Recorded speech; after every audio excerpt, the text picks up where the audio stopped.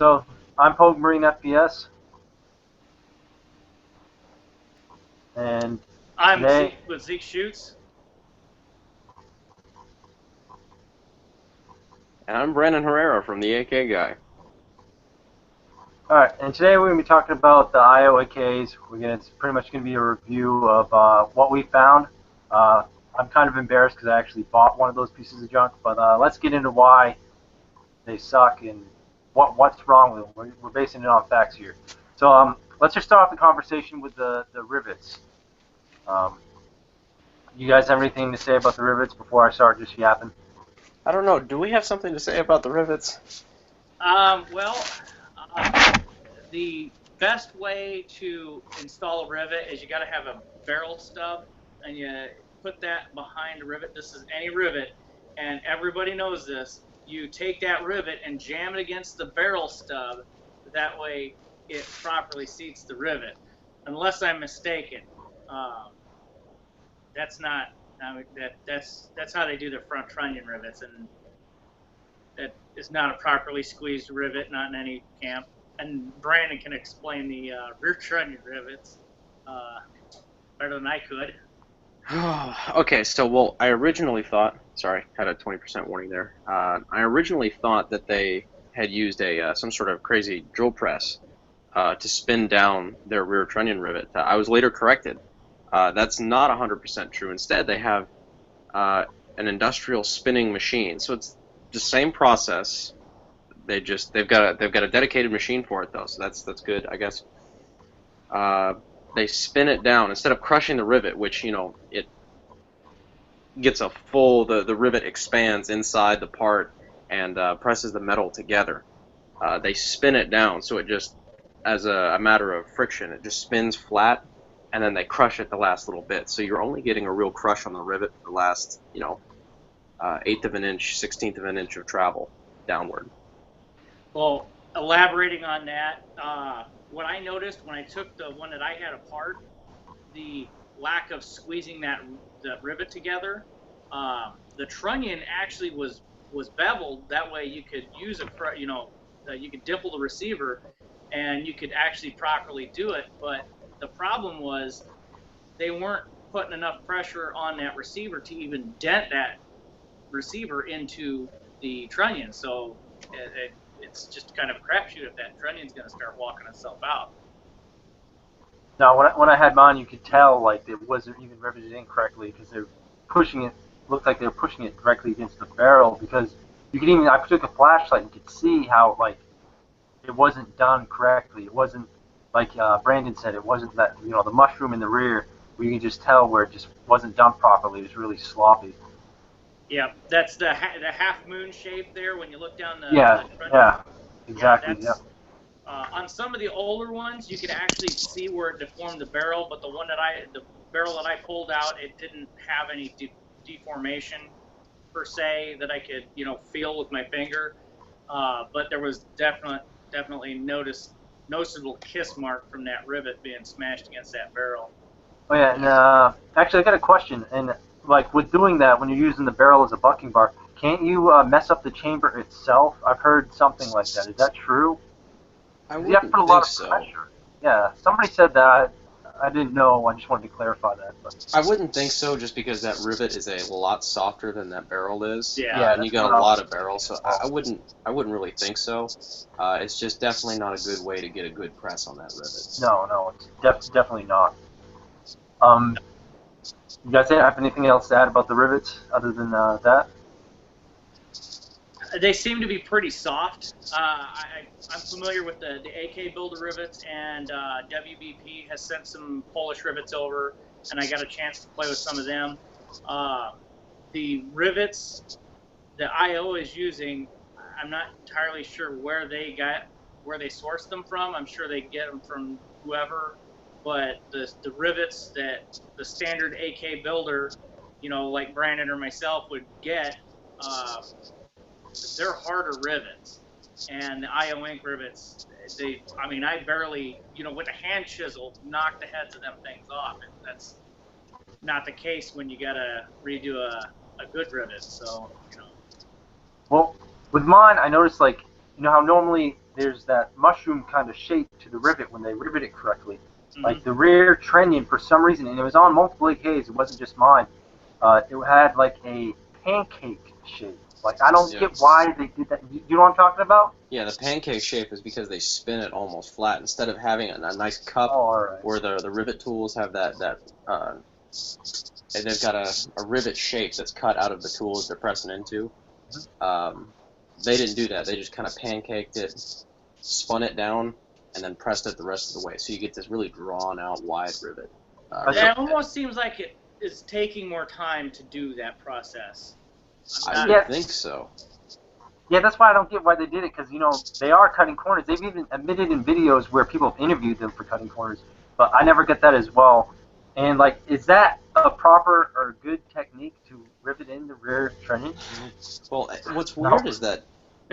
No. That's the one that I really couldn't wrap my head around, because all of their other... just the ways that they, you know, cut corners on the build, they made sense as far as if you're trying to save money or save time, which, you know, translates to money down the road. So it all made sense. This one, just, I was perplexed. I didn't understand how it saved time, and I didn't understand how it saved money. Just no idea. No explanation.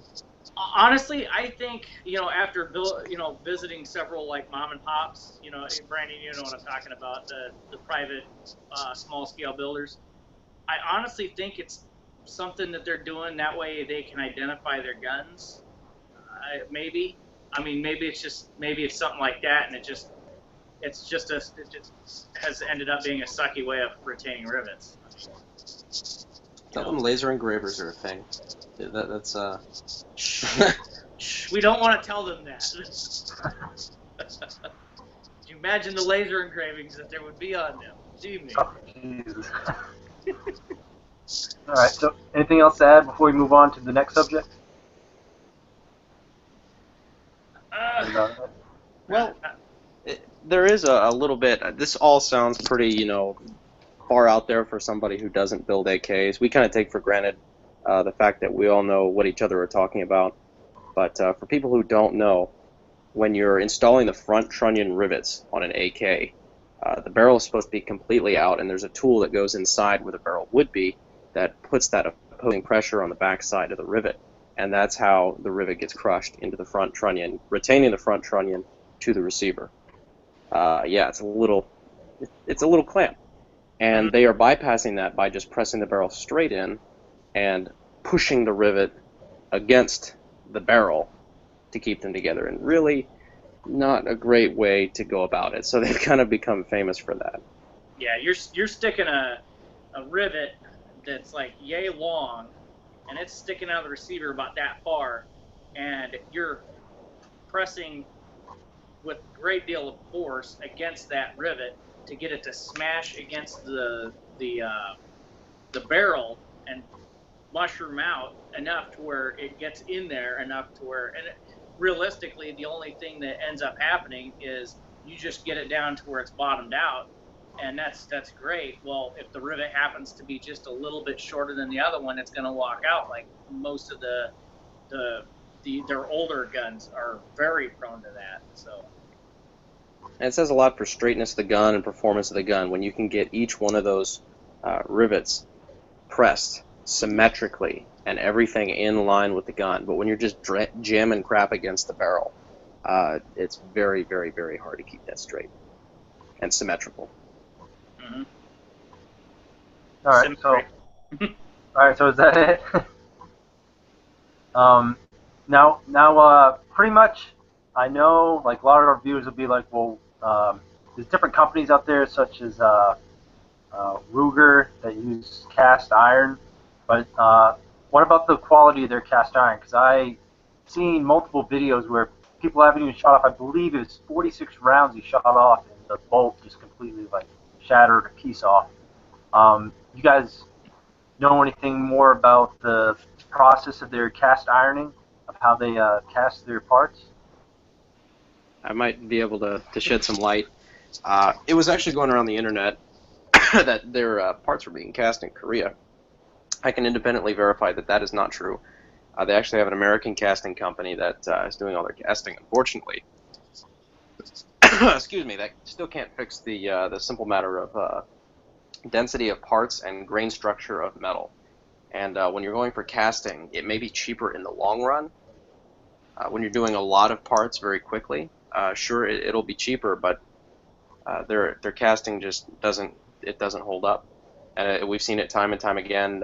Century makes the same mistake on the RAS-47 and the C-39 V2 bulk carriers and such. Castings. Right up. Yeah, you saw the picture that was circulating from the Century bulk carrier that just broke right behind the gas piston. Just snapped. Yeah, and they say that casting rounds through it, if anything at all. Yeah, and they say that casting holds up just as good, but the track record isn't there. No. Hammer forged parts are the way that you're supposed to go, and I know that that's hard to do in the United States. But even just milled billet steel holds up 10 times better. Well, the thing like with cast parts, I mean, if you're just hurrying the stuff out the door, you don't heat treat the part properly. I mean, you're gonna have them crack, and it's just gonna like the bolts, like the Chinese bolts. You know, if they're not done right, you're gonna have parts just literally break themselves apart, and it's just you just can't get the quality in there. Like you're saying, forged part's gonna be a better part. And you know, I've done plenty of videos on the cast WBP trunnions, but that's a completely different animal when you're comparing it to the process that they're using. And I still don't think that's even as good as a forged trunnion, but you know, it's a completely different animal. It's like, how are you guys grinding up Hot Wheels and making them into AKs? Is that what's going on? Because literally, it's like the gas block that I believe I was telling you about it, Brandon, as well. The gas block on that IO that I took apart, I barely had to do anything with it. I'm like this, twisting it onto the barrel. That's not a press fit part. And had it been a press fit part, probably would have been like one of the airsoft guns where the gas block breaks. There was an IO Inc. that very recently had a gas block break. You know, just right off the side of it. That's crap metal, man. So what part about it broke? Like, how did it fail? Okay, you know how on the airsoft gun you have that junky hot metal, and where the gas tube goes up, and you have the top part, you got the barrel part here. Well, the part that goes around the barrel snapped off the side. So yeah, it essentially, if you shoot the gun, the gas would just go right out the side of the gun. Wow. Not safe, but I've seen a couple of centuries. Drill your gas port bigger. What's that? Just drill your gas port bigger. Port, yeah, make the gas port bigger. Yeah, that'll do. Yeah. Oh my goodness. Just put a little straw on the inside, you'll be alright. No problem. Actually, that's an interesting project. So like, well, the AR-15s do it. I know. That's a toy gun. That ain't even a real gun. We're talking about real guns, AKs. I'm sorry. That's a real gun. Hey, I'm both. I like AKs and I like ARs. He's bi-curious. Those are still nice things. Yes, exactly. Except for the firearms. Yeah. Would it be buy firearms then? Yeah. But now like with the cast parts, like you said, like the heat treating process, they could probably do a lot better job because like you said, even we were talking earlier to me before we did this video of the metal of the barrel being soft. Yeah. Like can you? Yep. Yeah. The barrel. See, I use a lot of U.S. made barrels on my personal builds, and they're not hard by any means. You know, nothing compared to a Soviet made barrel. So there's a great big difference when you're working with it. But the IO barrel, whatever barrel that they were using, and I'm sure they get barrels from all over the place. You know, it's like the pins. Are they going to be the hollow pins, or are they going to be solid pins? You know, it's kind of a, you know, whatever distributor that they happen to pull out of. but whatever batch this barrel was, it was a pretty soft barrel. And when I was pressing the front sight block off of the barrel, it almost started to pucker the threads, and I had to recrown the barrel. And it was, wow, that was something. And when I was pulling the barrel and everything, all the barrel components felt like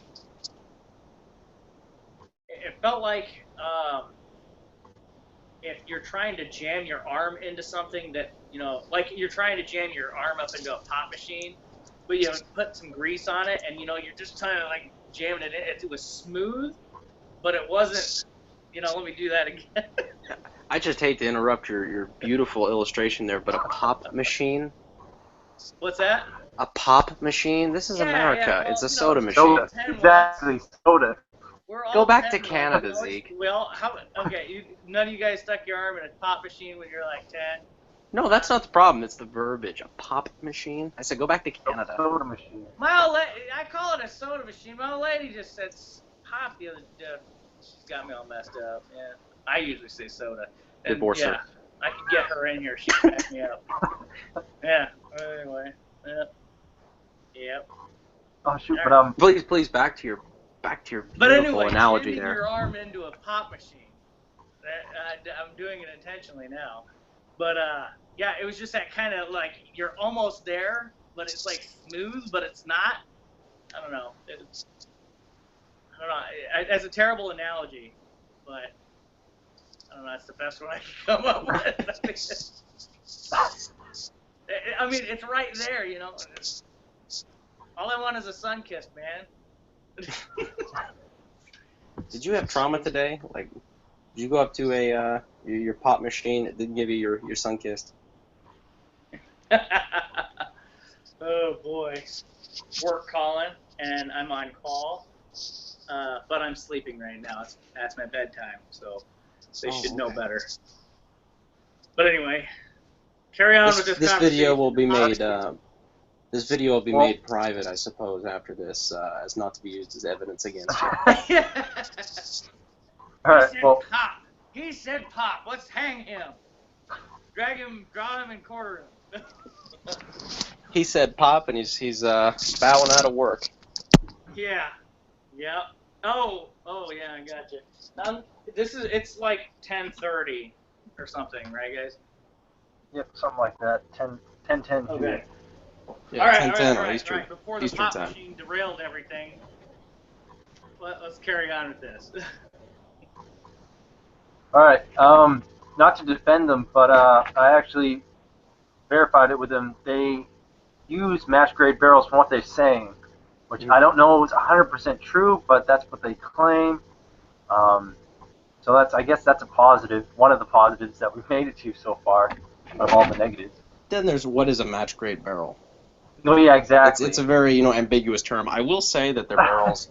That was a positive point for me because I do use. I think it's 4140 nitrided barrels, which I like nitride. Cold hammer forging is just not all that popular in the States yet, and if they're here, people won't pay the price to get them. So nitrided barrels are the next thing down for me. So I was okay with that. Yeah.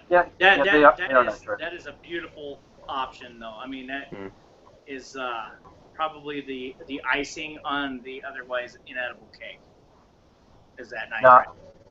Because I know when I had mine, I shot pretty accurately for an AK, but not as accurate as my DDI that I just got. But we're not going to be talking about DDI. We'll stay on the subject of IO. Yeah.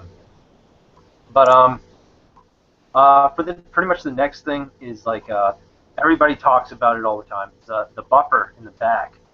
It's just I even tried to take the buffer out because one of my viewers told me to take it out, see if it jams, and that thing would just jump like I don't know, just hop off the rails, and it's like why? Like why? Well, the receivers are out of spec. Oh my god. Mm-hmm. Oh yeah, definitely. Well, not just the receivers, they're bolt carriers, the recoil assembly, the receiver, everything's. They're built to Polish specs, but I have a hard time believing that. And that's like when I took the bolt carrier out of the IO ink that I had, and I put it in other rifles, and I did this with a couple of brand new AKs, that from IO, it did the same thing. If I put the recoil assembly and the bolt carrier in any other AK, it would hop out of the rails, which, you know, evidently that's a pretty common problem. And from what I've heard from them, they have intended on fixing that, but I'm not holding my breath, as you can see. No, well, originally they were from, what, was it South Carolina or North Carolina? North Carolina. I think it was like Monroe, North Carolina. It's right down the road from me. Yeah, but from what they said from North Carolina, and my rifle I checked was from Florida. They said that they're going to try to fix a lot of these problems we're talking about. But I guess they were worse, which I don't see how they could be worse. No, I don't think that they were. I don't know worse. if they were entirely, because in North Carolina, they were using surplus parts still. They didn't have the issue with the casting. They didn't have cast, bolt carriers. They didn't have the cast trunnions. They were using a lot of surplus parts, but their rivets, still sucked. Rivets, so did their heat treating. Yep. Their rivets were really bad. Nowadays, you pick up an IO off the shelf. It's like a 50-50. Is there going to be a foobarred rivet? Maybe, maybe not. Back then, apparently, it was a lot worse. I mean, like you were saying in your video, Brandon, chances are a guy is going to go to the store, buy one of these rifles, and they're never going to have a problem with it, because where does it sit? It sits underneath their bed, and they never shoot it. And, if you just want an AK to have an AK, and that's there, get it, I guess, but I'd recommend an airsoft gun over that, but... It'll look prettier. Yeah, it will look a lot prettier. Now, here's another question. After I swapped out all the furniture on, it made it an essential standard AKM with wooden furniture, I compared it to my other AKs, and it felt lighter. Do you notice that as well? I've always kind of noticed that they were a little light. I don't know if that's a placebo, what's going on there, but I theorized that was the metal density in their casting. That maybe there was about 10% less metal there. I'm not sure about that, so don't quote me. I'm not trying to pass that off as fact, but that's just an explanation I came up with. No, that definitely was lighter, though. Because, I compared it to my Waffen Works. It's a 74, which is sitting right here. And the weight, even though it's a different type of rifle, you can tell it's a little bit lighter. I noticed that as well. But I should have researched this as well. The thickness of the receiver, I don't think that makes big of a deal anyway, but for weight anyway. But I have no idea what the thickness of the receiver is. Do you guys know the thickness of the receiver? Is one of those thin ones, or is it a thicker one? I'd imagine it's just a standard 1mm. Yeah, the one that I had was a standard thickness. All right. So. Which, I mean, they have all the right tools to do the right work. It baffles me why they don't. I just don't understand that. Yeah, well, that kind of brings us into the next category with cutting corners. They cut so many corners, doing all these things, and it's I really don't get why they cut the corners. Like you said, with the pancake rivets, how is that saving time? And I don't know, you guys know any more, or heard of any more corners that were cut, other than what we've already spoken about? There's plenty of them. That was the only one I couldn't figure out why they did it. The rest I could pretty much go along with it. And okay, yeah, I could see how that would be cheaper. I could see how that would be faster, easier to train your people to do, stuff like that. It's all for cost. The average Joe will not buy an expensive rifle, an expensive AK. They don't think. I hear all the time, an AK should never cost more than $700. I'm like, well, that's great. If this were 1992, I would totally agree with you. But it's not, and I don't. And as long as they have that attitude, we're going to keep rewarding the people in the market who are cutting the corners. Yeah, well, we were just talking a little bit ago. I know a lot of guys that build. They build to put food on their table. They build to populate the shelves in their store. And I don't usually buy people's rifles because I build them myself and I know the cost, and I can usually get hooked up with a lot better prices. I mean, Brandon, you know this as well as I do. Building your own AK is cheaper than, and guys will disagree because they're only going to build one. I mean, if you Yep. build just one, then you're going to be in over your head on it, and it's just cheaper to build in the long run. Yeah, Just, and you when you build multiple ones, you kind of amortize the cost of tools over the Mhm. life of about 10 different guns. Yeah. Whereas if you just buy one, it's going to be like a $2,000 AK. Mhm. Just because you got $1,000 worth of tooling, $1,200 worth of tools, and then $500 kit, barrel, stuff like that. But overall, nowadays, now that you got the tooling and everything like that, you can get an arsenal quality AK that's exactly the way you want it for about $600. Well, Yeah. from what I see in that standpoint, like with the tools and stuff like that, if you guys if you got a bunch of friends that wanted to do together and have everybody buy a tool, and then have build parties and so on and so forth, then that would kind of like help you with the cost. Like a lot of people don't think that way as well. Kind of spread the cost of the tools, because the tools aren't really that expensive. It's just that there's well, not really a lot, but a lot for one person to buy, and especially like you guys said, if they're just gonna use it for one rifle, it's really not worth it. And I'm kind of one to talk because I've only built one rifle, but I ain't got a lot of money right now, so. But yeah, It's a AKs lot. tend to It's do a big that. cost. It's a big cost if you're gonna eat it all at once. I did that. I went ahead and just dropped like $1,000. in that's what I tools. did too. That's rough. A lot of people can't do that. Yep. Geez, we didn't talk really any of the positive things. Any more positive things other than their so-called match-grade barrel and then being nitride coated? I hear their wood's nice. Oh yeah, the wood does look nice. I've seen It does. on the website. It's very photogenic. You know how you get the angle of the sun on that laminated wood, and it just shows off the zebra print. I guess that's cool. We cooked ours. You cooked your. Oh yeah. The full auto meltdown. Shoot. Yeah. Yeah. Here's a question. I haven't had a wood grain or wood model apart.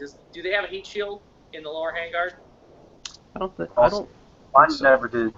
I've had a few handguards that are wood, and I haven't seen one with a heat shield. Only the polymer ones. From my knowledge that I know. Yeah, I was wondering because I'm like, as trendy and trend-setting as they try to be, like with that extended mag catch and the bolt hold open and the additional recoil buffer option that has to be standard with all their rifles to make them work.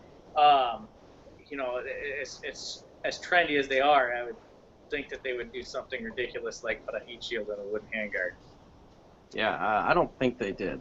And it wouldn't have helped anyways because our, like I said, kit cooked the hell off. I mean, the laminate was bubbling and smoke's pouring out.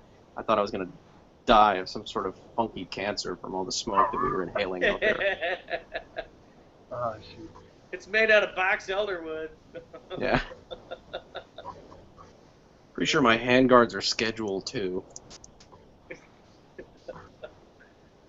The hard case that came with was kind of crap too. I don't know if you guys know about it. It's just like really flimsy plastic, and the magazines, those suck too. They said IO ink on them, but they're Pro Mags. Exactly. That's what I was just gonna say. They're exactly like Pro Mags. I think all they did is pay them to pop their name on it, which is a good place for it because those mags suck as well. So. I think Brandon did a review of a Pro Mag once. Oh, really? What happened to it? Does it suck? Yep. Well, I had somebody really oversell it to me. I'm like, okay, about a 40 rounder, because there's not really a lot of cheap, not cheap, but inexpensive AK-74 extended magazines. Pretty much you're buying $100 Bakelights or you're not buying anything. Yeah. So I thought, okay, 40 rounder, 545 AK-74 magazine from Pro Mag. The dude said, because of the way polymers allow to flex and all this stuff, it'll hold up better than the steel magazines. So I'm like, okay, that's an oversell. But okay, I'll try it out. I got no mind. Yeah, sucker broke. One day doing some drop tests, stuff like that thing's broke. Dead. American-made magazines usually suck anyway. But there's one new mag that I saw that looked like it was a copy. It's called the Toff Tool Reinforced magazine. Have you guys seen that yet? I've never played around with one, but I have seen it. I've heard of them. I haven't seen them. Yeah. Well, I haven't actually got my hands on them. I've seen them on their website, but I don't know. I might try those out. I'm a bit curious, you know, what kind of who they had for it. If they did the injection molding with the metal reinforcement tabs and all that stuff. I'm curious, but I'm not sure. They have a diagram on their website. It looks like they thought everything through, but it's kind of easy to think something through when they're copying the Bulgarian magazine. Right. But I'd rather them do that. So, I would yeah, me rather them do too. that. I think it looks like a overall good magazine, but I don't know until I get my hands on it. But I plan on hopefully getting one, trying it out. But So I yeah, have a there ain't question much for you. Huh? You said you introduced this as, you know, your IO. You found out your IO sucked. At what point did that happen? At what point did you just like, wow, this is a piece of shit, and just stop? Pretty much when I got it home, because Fast learner. it looked good from the outside. You know, I went to the gun store. I didn't want to take it all apart from there, which I've learned my mistake from there. I looked at the rivets. The rivets looked good on the outside. Keyword outside. The finish looked good. Everything looked nice. I was like, oh, this looks pretty good. And I brought it home. I started opening it up, cleaning it, lubricating it. Even though a lot of people, AKs don't need lube, but whatever. I was lubing it, and I noticed all the stuff wrong with the rivets, how it was kind of weird and stuff. I really didn't notice the pancake ones, but yeah, I don't know why. I just kind of skimmed over it for some reason. But pretty much right when I got home, and then I started having problems with it. Probably I think a week in. And how many rounds did I shoot? Oh, probably 300 something rounds, probably around there. And it's like, I don't know. It just when they told me to, well, one of my viewers told me to take the buffer out, so I took the buffer out, and it just, I don't know, it's just all crap. And then the bolt, it's like they said, it's like you guys said, it's kind of like a soft metal. You can tell it was a little bit of metal like wearing. Like I've only put a few hundred rounds in it. It shouldn't be doing that. And like compared it to the, I even compared it to the a kit I had. I think it was a Bulgarian or Hungarian, one of those, and you just tell like how cheap the metal was comparing it, and you can tell how like heavier the other one was. Like when you said about the weight thing, I think you're right. I think it is the quality of the metal that's why IO is so light. Mm-hmm. But I just, when you had said something about taking it apart, lubricating it, Zeke, we need to get a shirt series rolled out. Just a very plain shirt. I don't use lube, with an AK underneath it.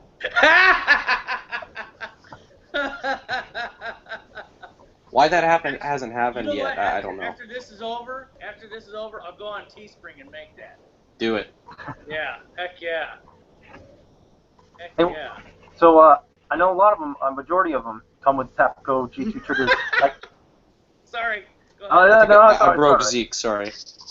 all right, it's all I right. love It's to fine. laugh. I laugh at everything. He laughs at my jokes, so yeah. Yeah? Brandon, you got some pretty decent jokes, bud. No, you're just easy to make laugh. That's why I like hanging out with you.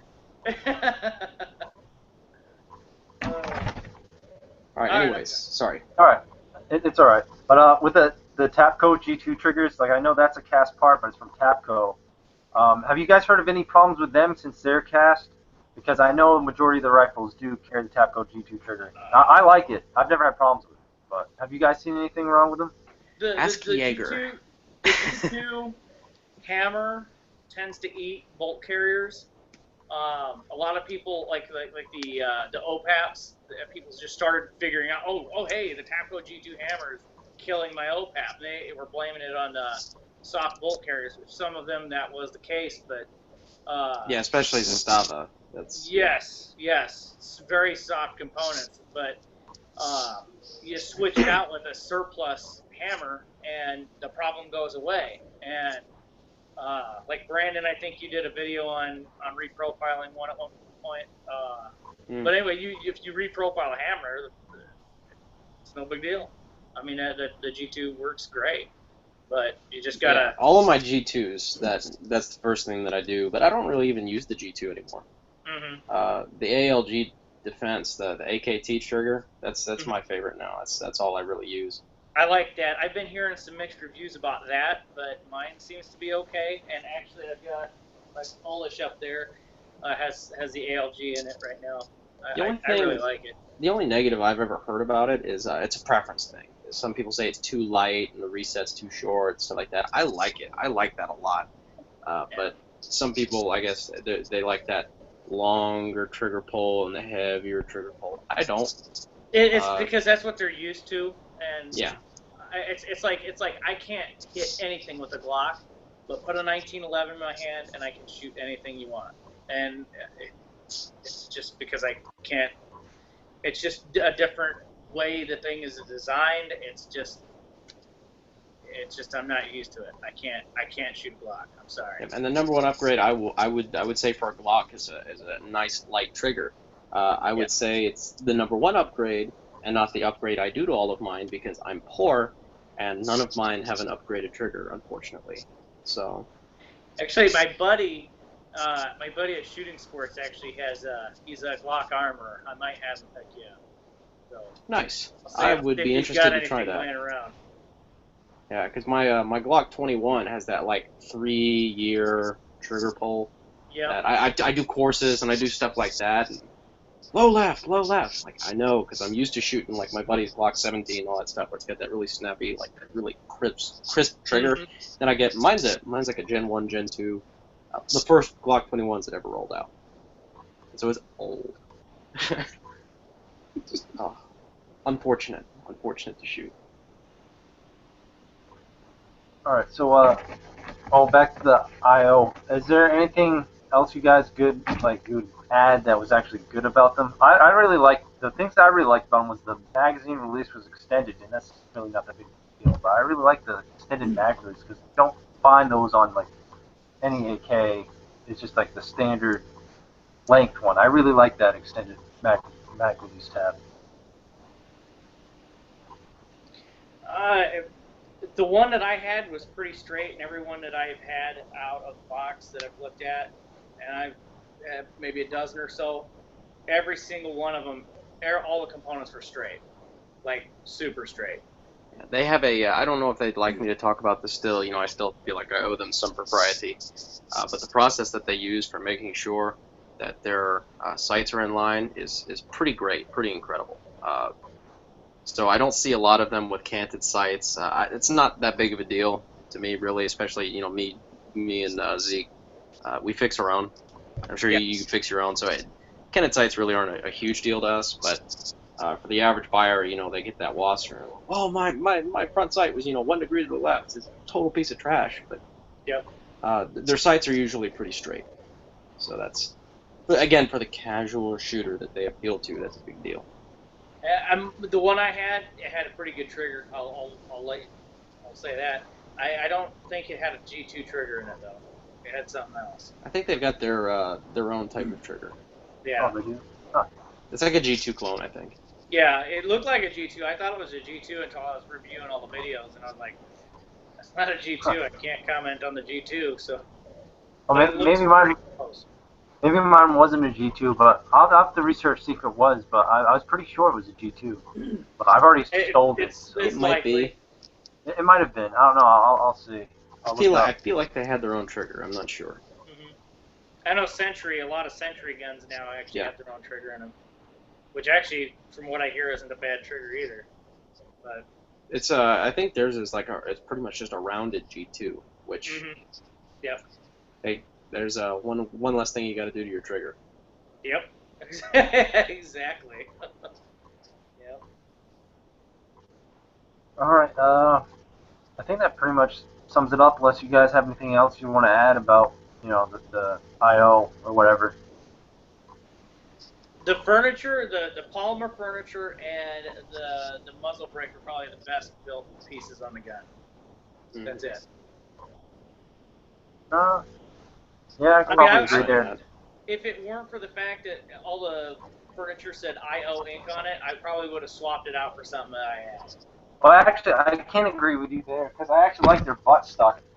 I got it on this rifle right here, so I kept that. I sold it, and I just threw on a, I think it's Romanian buttstock. Yeah. So The didn't $3 much. Thought it pin looked cool. box. And yeah. and I think they're using the pin retainer plates now, which is kind of nice. Oh, nice. Shepherd's hook retainers are the Awful. nemesis of every good AK armor. Yep. I saw an OPAP at the range that had one of them in that, and the pins kept wanting to walk out, and it just, the way it was bent in there, it was junk.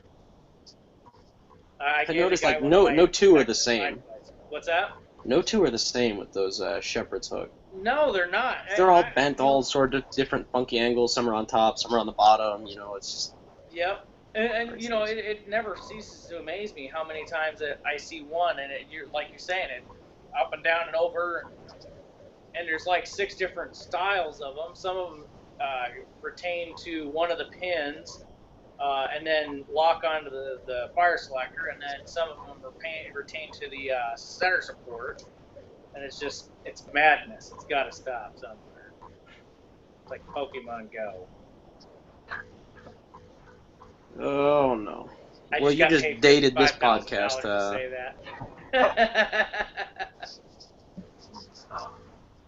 Yep. Man. If I got paid $55,000 to say Pokemon Go, I'd say it like 15 more times. Where do I get that sort of setup? I will. Some people it's say, under- "Oh, I'll never sell out. I'll never do this." I will sell out. I have a price tag. I'll tell you that right now. Yes. $55,000 to say Pokemon Go. That's the right number. $55,000. It's a good number. It's comfortable. All right. We all just made like $270,000 after tax. After tax. We gotta claim it because it's more than $2,000. All right. What's next? All right. Sorry, we're probably like hijacking you to go on all these weird tangents, but. No, that's all right. I'm used to it. Don't worry about it. Anything else negative or positive or anything you guys have to add? Because that's pretty much my list of things that I knew about it or I discovered or firsthand. But anything you guys want to add before we close this? I would really wish that they had showed more enthusiasm in changing what was wrong. Because I was very hopeful when they invited me to their facility last year. I was very hopeful that, because I had commented on one of their posts saying that, hey, look, this is who I am. I'd love to come out to your facility because I know you got a bad rap in the gun world.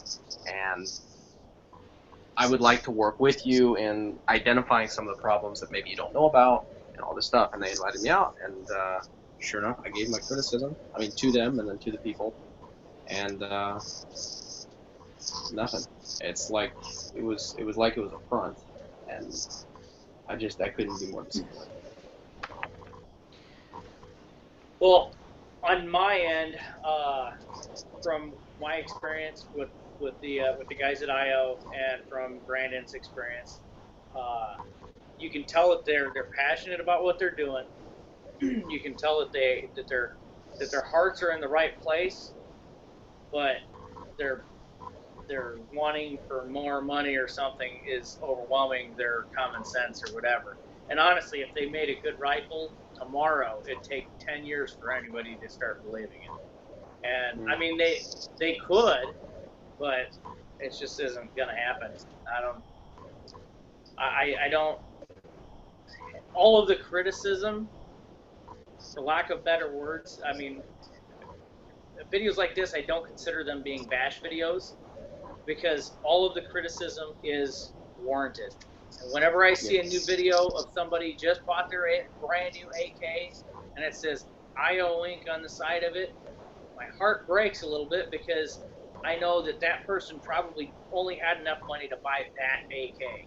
And, you know, had they seen my video or Brandon's video or, you know, this video here, you know, they would have probably avoided buying that AK. Or if they did buy it, they bought it knowing full well what they were getting themselves into. Because every time we see a post like that, we've seen this story before, we've seen how the story ends, and I don't even comment on them anymore. It's like an endless cycle. IO has dragged their reputation through the dirt so much that it's pretty much almost fraudulent when they convince people to buy their weapons, because they don't know any better, and they're preying on the people who don't do so much as Google what they're about to buy before they buy it. And it hurts a little bit, as an AK guy who deeply cares about the rifle, to see people falling prey to this kind of thing.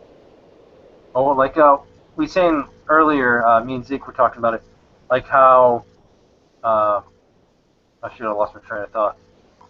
See something else. Like how people say, "Oh, it's just an AK." I already know, like by building my first one, it's not. You can't just slap the parts together. You have to do it a certain way, or it's not going to work, or it's going to bind up. And a lot of people think you can just slap it together and loose tolerances and all that stuff. But yeah, can you talk about that? Explain exactly why you just can't slap it together? Well, there's loose tolerances. There definitely are loose tolerances in the AK, but people don't realize that doesn't mean you can't throw them together. There are loose tolerances in that gun if it's well built. It's built that way. It's built that way on purpose. It's not a ratty, that kind of description falls in line with more the Sterlings or the old pipe machine guns, submachine guns from World War II. Okay, that's a sloppy gun that you can throw together for $3 at the time and produce 100 million of them. The AK has a lot more craftsmanship that goes into it to make an accurate, functioning, reliable firearm, and you can't just slap it together. Well, that's why they have the springs on the front of them handguards in most of them. I mean, out of all of the kits that I've ever had, there was only a few of them that didn't have a tension spring on handguards. Why is that? Because not all of them are built right, and it just, I don't know, when you headspace the barrel, you're going to have gaps in places. You're just going to have to work around, and it's like the receiver rails. Not all of them are going to be just exactly right. You got to finesse that stuff. The magazine well isn't always going to be in the exact same spot. And another thing, with the top cover, you can't just build the gun without a top cover, because you do that and then you get a top cover. The top cover probably isn't going to stay on the gun. I mean, it's craftsmanship. You have to be part mechanic, part alcoholic, part gunsmith in order to even put these things together. So, if you're not one of the three, then you need to invest time in all three. I know a lot of people who are just one of the three, and there's other issues going on that make up for the other two. Yeah, it usually doesn't turn out too well. Yeah. Well, I think that they say they hired some people that work with NASA or something like that. I heard that. I don't know if that's probably floor sweepers. Probably the worst PR mistake they've ever made. They got shoot alive. Somebody said that. Was that actually from them? Yes, oh, yeah. From them. It was. And they kept saying it over and over again, and I'm just thinking, how much worse can it get? But from their website, they admitted that the reason why they moved from Monroe was because there were not enough skilled craftsmen, so they moved down to Florida to the Space Coast so they could find the skilled labor that they needed. Brandon, are there machinists in your area? Yeah.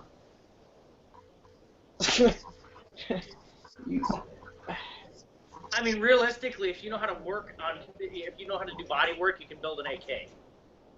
It doesn't take a rocket scientist. I don't even know how to do body work. I didn't know I could maybe manage an erector set before I started building AKs. Well, there you go. That's all you needed. I had done a little bit of carpentry and things like that in the construction field, but nothing that was this, machinist oriented. It does not take, pardon the pun, a rocket scientist to figure out this weapon. Well, clearly, when you get them in the mix, they over-engineer it to the point where you can't put it together right. Like building a car on a computer, and then you put it out in the real world, and wonder why it breaks down all the time. It's like a German tank. It just over-engineers the darn thing. Well, that could probably be their problem too with NASA overthinking it so much. Like, how are we going to make money from this? And them cutting the corners. They just need to stop cutting the corners. If they didn't cut the corners, it wouldn't have been that bad. I kind of want to say, if they didn't cut some of the corners, like with the rivets and stuff like that, I could get over some of the minor things. But some of the major things, like the bulk carrier group, all that stuff, just a crappy metal, is just like pretty much giving you a piece of crap because just not all there. Now, I'll tell you what, just instead of firing the NASA engineers, fire everybody. Bring over one ex-disgruntled Arsenal employee, pay him $20,000 a year completely in department store vodka, and he will do a better job. Well, yeah, just thinking the manager is. Oh, and say another thing. I think I'm not 100% sure. Who's their manager now? Somebody said something about somebody from Taurus coming over as a manager to help. Quit almost immediately. Yeah. Is that crappy that even he quit? I cannot attest to the reason why he quit, but he left out of there very quickly. Alright, so he quit on his own. He wasn't fired or anything, right? He's probably pushed out. Alright. Probably freaking out. And Taurus themselves doesn't exactly have the best reputation, but they know how to assemble firearms. Yeah. And so I figured, okay, well, this is a step up. This is the first time you've actually hired somebody in the field of what you're trying to do what you're trying to do. And, yeah, he quit right off the bat. Well, the guy that runs the show, I mean, you got to give it to the guy because he'll get out there and he'll actually work with the guys. And, I mean, not a lot of places actually do that. So, I mean, the heart's in the right place, but they're something's amiss between the rifle being built and sent out the door somewhere. I think it's just the management. They need somebody more like to the attention to detail of things, because I know I'm really attention to detail with a lot of stuff, and I notice a lot of little things that don't normally pop up. But when you're just blatantly cutting corners, like I said earlier, they just need to stop doing that and try to at least remake their name for the third time. But I think they're too far gone. Like, since they've messed up twice in a row. You guys think they're too far gone, or do you think they're actually going to listen to us and actually fix these problems? No, I don't think they're too far gone, but I don't think they are going to listen to us. No. Yeah. I think they're too comfortable. Yeah, I think as far as their other ventures like Royal Tiger, I think that venture and everything will still be okay. But I think in maybe 15 years, it's gonna be like Heath. Nobody knows what Heath is anymore. So I mean, honestly, I'm pretty much, if they stay where they're going right now, they're gonna be run out of business, just because everybody's gonna get fed up and tired of junk rifles being out on the market. And junk's being a relative term. I mean, it's just not built properly, and there just needs to be enough pressure from the market where people aren't buying it, and if people don't buy it, then FFL stop buying them, and when FFL stop buying them, distributors stop buying them, and when distributors stop buying them, then they get the pressure. Then they get the market forces start working against them, and that's when they're either going to shut down or they're going to fix it. Well, everybody's buying all the firearms. Like, I was on the website actually today and I went just out of curiosity, I clicked IO and they were all sold out. Like, it's just, I think people are so scared, they're just buying whatever they can grab. Like, just people like running into a store in the apocalypse, just grabbing everything off the shelves. That's pretty much how, like, everybody's selling guns now. Is that, what's it called, fear mongering or whatever it's called. They're just grabbing every gun they can. That's why I think is, pretty much why they're selling out the rifles. Not because of their quality. It's, it's not because of that. It's because that people are just grabbing what they can get when it's in stock. Absolutely. So. I tell you what, gentlemen, I'm going to have to call it a night. It's been a pleasure talking with you, and Zeke, it's always a pleasure. Heck yeah. Have me back anytime. All right. Thank you, Brandon. Good luck on that AK-50, bud. Will do. I'll definitely need it. I'm waiting to see that eagerly, probably more than anybody, besides yourself. What's that? Oh, yeah. No, trust me. I'm equal parts nervous, equal parts excited, but should work out all right. R&D, it's a pain. Later, Brandon. Oh, yeah. But, all right, I'll see you guys. I appreciate it. Thank you. All right, see you later. All right. One more thing, like we should talk about is we talked about it offline. I guess that's what the word would be. But you were saying something about the Headspace, how this person sent the rifle back, and that whole story with the Headspace thing. Can you just iterate on that or repeat what you sent to me on here? The head spacing on the rifle that I purchased. Okay, it was the rifle. For those of you who do not know, are not aware, I bought the rifle. The guy had 500 rounds through the rifle, and he was running through a tactical training course. I'll send you the link to the video. That way you can put it in the description. All right. But, yeah. I'll put it in. he's running through and shooting his targets, and then all of a sudden, nothing. He like plays with the gun. You know, nothing's going on. He takes the rifle out of commission, and one of the locking lugs sheared off of the rifle. And I was kind of hoping that the original bolt was there when I got the rifle. That way I could, you know, actually have one of my buddies that does heat treating test it for me to see what was going on with it, see what had happened to it. But I mean, it could very well have been that there were micro fractures in it, and it just happened to fail. And like I mentioned before, Chinese bolts. A lot of the Chinese bolts back in the day. That's why you have so many Chinese bolts on the market right now. The brand new ones is because a lot of the Chinese bolts were breaking in much the same way. It was just poor metallurgy is what it was. You can't mash a Hot Wheel down and expect it to do the same, you know, thing as a hardened steel bolt.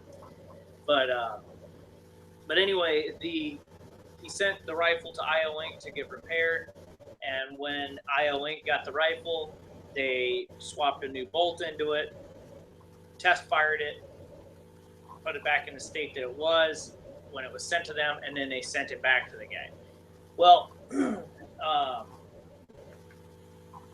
he had assumed that it wasn't shot, and from, you know, me opening the box and it being in the 100 pieces, yeah, I would assume it hadn't been shot either. I mean, but looking at the bolt face, you could tell it was shot. So it was at least shot 3 or 4 times because there was a kiss mark on the bolt face from the primer. I took and looked over the rifle. I didn't clean it. I looked it over really good. Made note of where all the crud was and where the carbon deposits were on the barrel, like right around where the barrel is pressed into the front trunnion. There's a little beveled edge there around the barrel or the front trunnion where the barrel presses in, and there's in that little area there carbon tends to build up. If the barrel is pushed in or out, you would either see a trace of it on the inside of the barrel or the outside of the barrel. And the lack of cleaning or any sort of prep work that was done on the trunnion and the barrel, you could tell that they hadn't headspaced the rifle from where they had originally built the rifle. So I had assumed that the rifle was going to not headspace correctly. I was so confident that I ordered a brand new set of headspace gauges so nobody could say, oh, you're pulling some shenanigans here. So I get these headspace gauges. I tested it with mine, and then I tested it with the other set, and it passed. It passed headspace. So, I mean, I was kind of bummed out because I would have been like, yeah, look at that. They said factory repair, and that's why I wanted that gun, was because it was a factory IO Inc. repair, and it was something that, you know, this is showing a follow-up of what their customer service and their attention to rework is entailing. But, you know, that's beyond, you know, noticing that the ejector was soft and had peened over from just 500 rounds. But yeah, it had spaced right, and it sucked. But at that point, I kind of felt like I had wasted my time, but there was plenty of other stuff I needed to show about the rifle, and it worked out pretty good. I've been able to educate a lot of people about those products.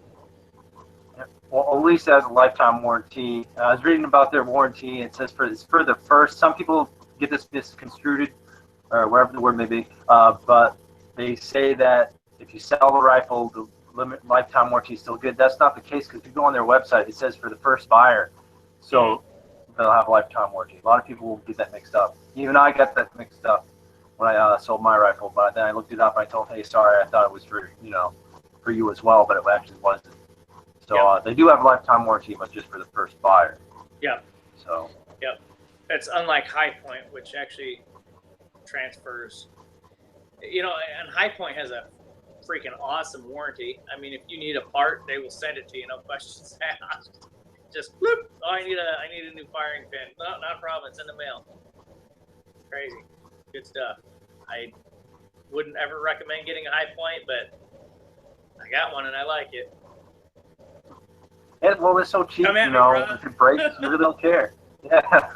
Yeah. Shoot. I saw a picture of this, what is it, this guy that is like holding his gun sideways and is a High Point, and I was like, it's a thug on a budget. They're great guns, like, just to, pink around with. I wouldn't trust my life with it, but. No, I wouldn't either. I mean, my High Point carbine is just the most accurate little thing I've ever seen. It's nice. It's an old 9mm. I like it. I don't like the stock. It's still got the Planet of the Apes stock, but it's all right. It's a good gun. I like it. I wouldn't trust my life. I shot those two. They're not too bad. Yeah, it sucks that you got to take the entire thing apart to clean it, but whatever. And since it's a direct blowback weapon, it just craps where it eats, so. You got to take it apart to clean it, and once you do that, you take all your sights off. You got to take the sights off in order to clean the darn thing, so you got to re-zero the thing after if you give it a good cleaning. Whatever. But anyway, no, the IO, I was a little disappointed that it Headspace and actually was properly fixed. I don't know if it was properly fixed. I think they may have just got lucky or whatever. I don't know. And like I said earlier, if they could make a fantastic rifle tomorrow, and every single rifle that they've got is a fantastic rifle, it would probably take them 10 years to get the backlog of junk rifles out of the way before people would start taking it seriously. Yeah, I think you're right with the 10-year thing, because everybody's like with YouTube and all social media, people can communicate a lot quicker than they used to. So it's like, they've heard so much bad things about it. It's going to take them a while. Even if they do correct it now, it's going to take them a while to get the word out that they're actually doing a decent job. If they do decide to, kick into gear and stop cutting the corners and getting things right and actually listen to us, what we have to say about the rifle. Yep. So it would take them a while. I mean, what I would like to see is, if they get their act together, I mean, I'm not too keen on somebody sending me a rifle saying, "Oh, well, here this is our new version. Why don't you look at this?" I'm a little more apt to buy a rifle, because then it's like I did a review on a company in Indiana, and I went around town before I even talked to them, and I started looking at their products before I went to talk to them, because I it's not that I think that they're gonna smoke screen me or anything. It's just that I want to be educated about the product before I get too far into it. And my phone's about to die, so I'm probably gonna have to go. Did you have anything else you wanted to? No, that was pretty much it. Pretty much everything on my list that we really wanted to cover. So well, I guess we'll just close this out. So yeah, thank you guys for watching the video, and thank you for being on this, Zeke. I appreciate it. It's not a problem. If ever you want to get on another one of these, you just let me know, and I probably can get Brandon to come back again. So, just let me know. And get on my Facebook. Send me an email. I got a Facebook group that I want to invite you to. So. All right, that sounds good. We'll do. And don't forget to send me that link as well for the so I can put it in the video. Yep, no problem. Thank you. All right. Well, yep. Thank you. Yep. Bye. Bye.